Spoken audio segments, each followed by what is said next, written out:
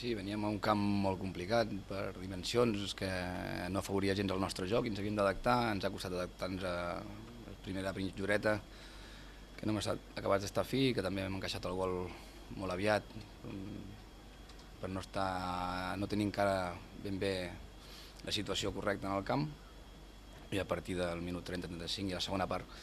hem tingut alguna més, però tampoc es pot dir que hagin tingut un domini del partit. Jo crec que Cerdanyola a casa seu sap molt bé el que ha de fer i com ho ha de fer, té jugadors per fer-ho. Nosaltres hem intentat fer una cosa que no fem normalment, que és jugar directe,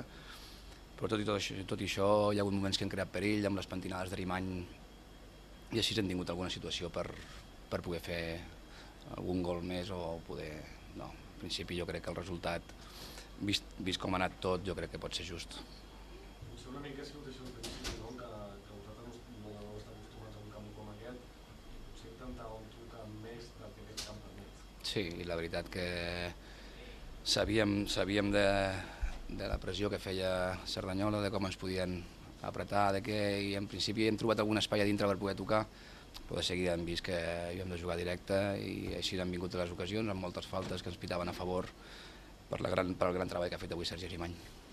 Vosaltres ja no teniu sensació de res, no teniu ni a dalt ni a baix. Venir aquí amb aquest camp, que les dimensions tan petites gairebé com una guerra, per tu, sense jugar-vos res, treure un punt aquí, com el valores? No, ara el que estem fent és intentar sumar tots els punts possibles perquè realment es valori la temporada que han fet aquest grup de jugadors amb tots els problemes que han tingut. I el valor positiu sempre, a tercera divisió, sempre que puntuïs és important i ho has de valorar positivament. Si haguéssim tret els 3 punts d'aquí serien 2 punts més, encara tindríem opcions matemàtiques, ens quedaríem a 4 de playoff, si toca t'acaba com està en marxa, a falta de 6, però complicat, perquè ja a veure si guanya Cornellà avui es posarà amb 69 i es queda Rubí amb 66, així a veure què podria passar. Però bueno, la veritat que ara sí que ja matemàticament no tenim opcions, bueno, estan a 6 punts, o sigui que quasi a falta de 6, estar a 6, et deixa sense cap tipus d'opció de tenir el premi que buscàvem de la temporada perquè sigui ja la felicitat per nosaltres, perquè ja us dic, amb tot com ha anat la temporada des del principi, hauria sigut una il·lusió per tota la plantilla, pel cos tècnic i pels aficionats que ens segueixen des del principi.